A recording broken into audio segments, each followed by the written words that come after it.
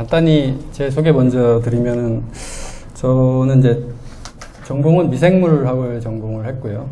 한 질병관리본부하고 KT에서 한 10년 동안 주로 이제 인간 유전체 분석을 해왔습니다. 그래서 인간 유전체 분석 쪽은 제가 자신있게 말씀드릴 수 있는데, 이제 오늘 샘플 데이터도 이제 별을 제가 준비를 했지만, 이제 다른 쪽에 대해서는 제가 이렇게 경험이 많이 없지만 그래도 도움이 많이 되실 수 있도록 일단 최선을 다하겠습니다. 그래서 일단 어제 여기 그 교육 준비를 하는데, 그 전산실 담당자께서 저희 갤럭시라는 프로그램이 그 뿐만 아니라 이제 유전체 분석하는 그 웹에서 유전체를 분석하는 소프트웨어들이 여기 우리나라에서 이제 익스플로러를 많이 쓰는데, 이 익스플로러에서는 이제 제대로 동작하지 않는 경우가 다 많이 있습니다. 그래서 주로 이제 저희는 크롬이나 그 파이어폭스 같은 이제 인터넷 그 브라우저를 갖다가 이제 추천을 드리는데요. 여기 농림청 내부 그 보안 사정상 그 크롬은 설치가 안 된다고 해서 저희가 현재 이제 모든 그 교육 받으신 분들 컴퓨터에 이제 파이어폭스에 갤럭시를 깔았습니다. 그래서 혹시 그 사무실로 돌아가시거나 뭐 댁에서는 크롬을 사용하셔도 상관이 없지만 사무실에서 사용하실 때 이 파이어폭스를 이제 설치를 하실 때 이 파이어폭스를 기본 브라우저로 요 밑에 이제 체크하는欄이 있는데, 이걸 파이어폭스가 기본 브라우저가 되면 그 인터넷이 잘 안 되는 경우가 있어서 그 전산실에 민원이 들어온다고 하셔서요. 혹시 이제 파이어폭스 설치하시게 되면 요 밑에를 체크를 해제하셔서 기본 브라우저는 익스플로러가 돼 있고 파이어폭스는 그냥 이제 더불어 쓰는 그걸로 하시면 되겠습니다. 교육하기 전에 이제 미리 말씀드린 거고요. 그래서 오늘은 이제 제가 말씀드릴 내용은 이제 갤럭시 플랫폼이 어떤 것인가. 일단 저는 그 전제를 여기 오신 분들이 그 일단 생물학 관련 베이스를 가지시고 일단 뭐 컴퓨터나 NGS 데이터에 이제 많이 익숙하지 않다는 거를 전제로 말씀을 드리겠습니다. 그래서 혹시 그 좀 많이 경험 있으신 분이 계시더라도 좀 양해를 해 주시고요. 오늘 강의할 목차는 크게 7가지 정도인데요. 앞에 한 4가지 정도를 하고 간단하게 이제 휴식 시간 잠깐 갖고요. 그 나머지를 진행하도록 하겠습니다. 간단히 소개를 드리면 그 갤럭시가 어떻게 생겨먹었고 무엇을 하는가를 말씀드리고요.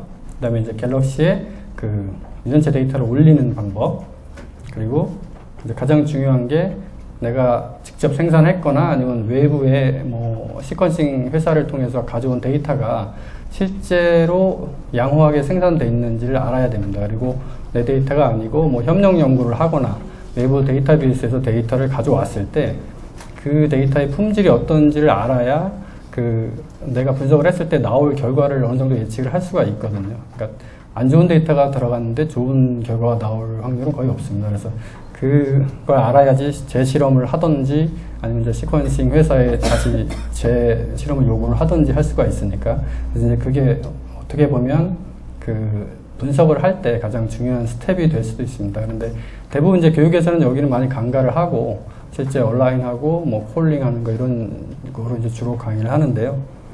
이제 오늘은 주 내용이 그 자기가 생산했거나 아니면 받은 데이터가 얼마나 잘 돼 있고 이게 이제 제대로 안 돼 있을 때 어떤 형식을 통해서 이제 이걸 좀 분석할 수 있게끔 만들지 그거에 대해서 강의를 하고요. 이거 만드는 걸 이제 집에 가셔서 이 강의가 끝나면 이제 클라우드에 접속하셔서 좀 연습 좀 하시고 다음 시간에는 그렇게 이제 준비된 데이터를 가지고 실제로 이제 온라인하고 온라인된 데이터를 이제 QC를 하는 거죠. 뭐 온라인이 잘 안 된 것들은 버린다던가 그리고 그 다음 시간에는 이제 거기서 이제 어떤 베리에이션이 존재하는가를 콜링을 하고 그 베리에이션이 엑손에 있는지 인트론에 있는지 어떤 유전자에 있는지 또 다른 프로젝트나 스터디에서 보고가 됐는지 안 됐는지 그거를 이제 어노테이션, 그걸 이제 주석을 붙이는 걸 어노테이션이라고 하는데요.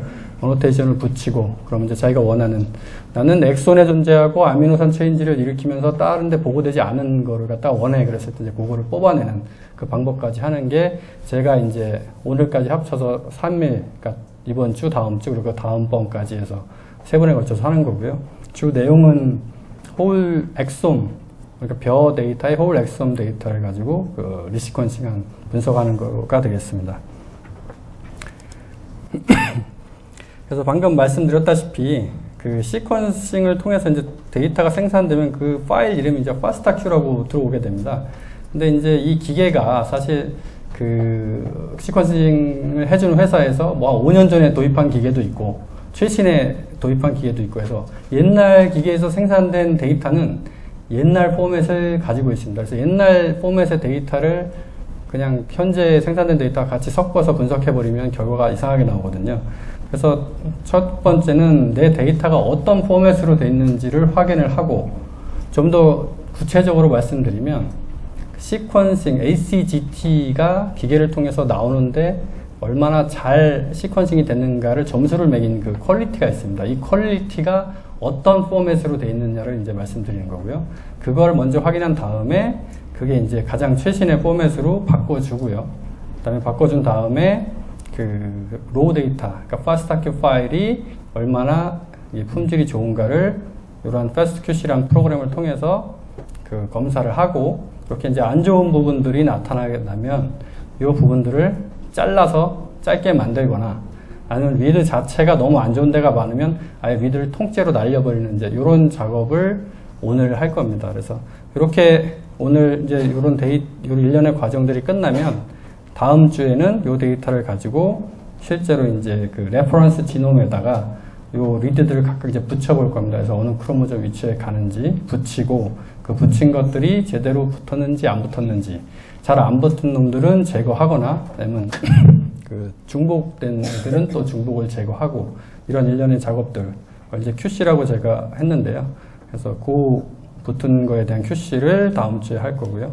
그 다음에는 이제 아까 말씀드렸다시피 그 변이를 찾아내고 그 의미 있는 유의미한 정보를 붙이고 그리고 이게 마음에 안 들었을 때는 지금까지 학습하신 걸 다시 이제 반복하시면서 집이나 직장에서 이제 반복하시면서 계속 이제 데이터를 생산해 나가시면 되겠습니다. 네, 가장 이제 제가 처음 말씀드린 그 시퀀싱 데이터의 포맷이 FASTAQ가 이제 가장 많이 나올 텐데요. 이 FASTAQ는 이제 기존의 FASTA라는 포맷과 이제 약간 다릅니다. FASTA는 말 그대로 이제 시퀀스, ACGT만 쭉 나열해놓은 데이터로서 우리가 이제 흔히 NCBI나 이런 데서 데이터 받으면 이런 형식으로 돼 있죠. 그래서 우리가 그 주형으로 쓰게 될 레퍼런스 데이터도 이런 형식으로 돼 있습니다. 그래서 뭐 사람이나 벼 같은 경우 1번 크로모점은 이런 ACGT에 그 쭉 연결된 게 이제 몇 메가 몇 기가 단위로 이렇게 연결이 돼 있겠죠. 여기다가 그 우리가 생산한 리드를 이제 갖다 붙이는 걸 얼라이먼트라고 하는데요. 그 FASTAQ는 크게 이제 네 줄이 하나의 그 리드를 얘기를 합니다. 그래서 그 두 번째 라인에 이제 ACGT라는 염기 그 서열이 기계에서 시퀀싱 기계에서 나온 게 적혀져 있고요. 이 기계가 이 시퀀스가 얼마나 잘 생산된지 그 퀄리티를 나타내는 걸 요 네 번째 줄에 각각의 1대1로 배치돼서 나오게 됩니다. 그래서 여기 자릿수가 똑같죠. 근데 요거는 이제 숫자로 쓰지를 않고 그 ASCII 코드라고 하는 걸로 이제 대체를 했는데 1대1로 매치시키기 위해서 요 ASCII 코드를 어디서부터 잡느냐에 따라서 그 포맷이 달라지게 됩니다. 그래서 그 포맷을 인식해가지고 이제 제대로 바꿔주는 거고요. 가장 이제 첫 번째 그 라인에는 요 위드에 대한 이제 정보가 들어가게 되어 있습니다. 그래서 뭐 길이가 얼마라던가 일루미나 데이터 같은 경우에는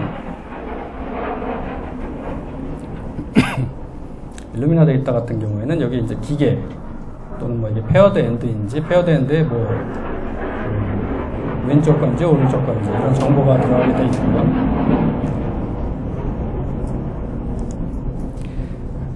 네, 그 이제 FASTAQ와 FASTA 그 파일의 차이점을 알아봤고요. 이제 갤럭시 플랫폼에 대해서 간단히 말씀을 드리겠습니다.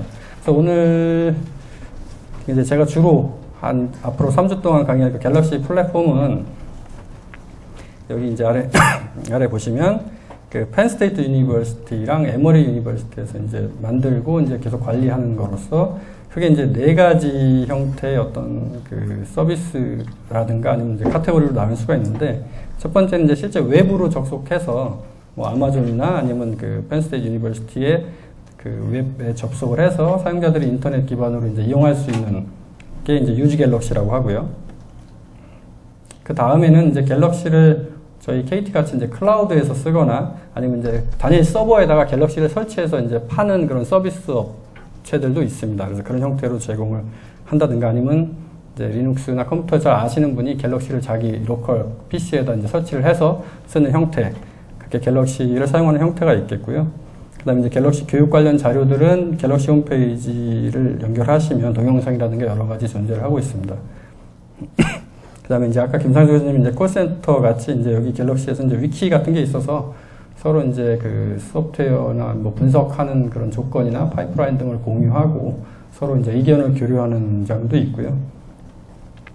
그래서 갤럭시는 이게 그 펜스테이트 유니버시티에서 처음에 그 환경을 그 이미지라는 걸 구워서 배포를 했는데 이걸 처음에 받아서 이제 뭐 펜스테이트 유니버시티나 아니면 저희 KT나 이 설치해서 그 제공하는 그 서비스, 그러니까 소프트웨어의 종류나 그 버전이 서로 다릅니다. 그러니까 애초 원판만 갖고 그 다음부터는 자기들이 주력하거나 뭐 연구 관심 있는 분야의 소프트웨어만 계속 이제 업그레이드를 시키는 거죠.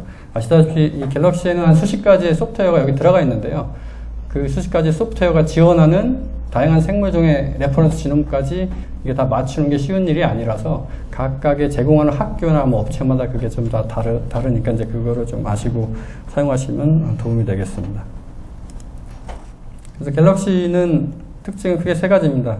웹이나 뭘 통해서 직접 분석할 수 있고 그 분석한 거를 그 시각화해서 볼 수 있고 분석하는 과정 자체도 시각화를 통해서 클릭으로 진행할 수가 있고요. 그 다음에 자기가 분석한 거를 남하고 공유를 할 수가 있다는 얘기죠. 그러니까 분석하는 과정, 분석하는 옵션, 아니 분석한 데이터를 이제 남들하고 같이 공동 연구자들끼리 공유를 할 수 있어서 어떤 코업을 하는데 그 많은 시너지 효과를 낼 수가 있다는 겁니다.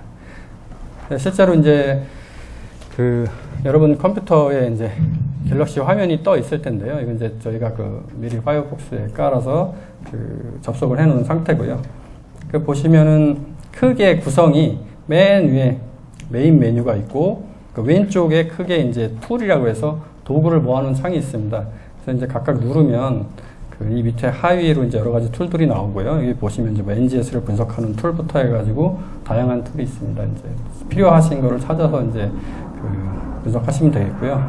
그 자기가 분석하는 그 이력이나 아니면 그 결과들은 이 오른쪽에 히스토리라는 그 패널에 이제 나타나게 되어 있습니다. 그래서 먼저 이제 시작할 때는 이 이름을 정하고 이 이름이 연구 노트의 어떤 제목 역할을 합니다. 그래서 1년의 작업을 수행하고 그 작업이 끝나고 이제 다른 분석을 하고 싶다 그러면 여기 이제 톱니바퀴를 눌려서 새로운 히스토리를 갖다가 만들고 그 새로운 히스토리에서 이제 또 새로운 작업을 하게 됩니다.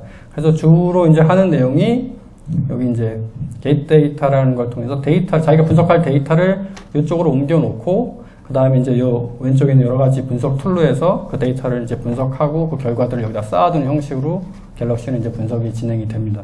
요 가운데 창은 분석 결과들의 내용을 좀 더 크게 볼 수 있거나 아니면 요 왼쪽에 있는 분석 툴의 옵션을 선택하는 그걸 보여주는 창의 역할을 하고 있고요. 그래서 이제 첫 번째 앞에서 본 그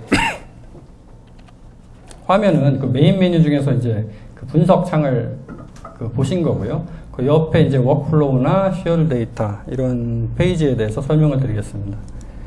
워크플로우는 말 그대로 그 분석한 내가 데이터를 가져오고 온라인하고 QC하고 뭐 베리에이션 콜하는 그 일련의 작업들의 순서와 그 다음에 그 옵션들을 갖다 저장을 해놓고 다음에 요거와 똑같이 분석을 하고 싶을 때 그 워크플로우만 불러서 인풋 데이터만 넣어주고 런을 시키면 똑같은 작업이 계속 돌아가게 됩니다. 그래서 매번 그 귀찮게 클릭을 안 해도 되고요.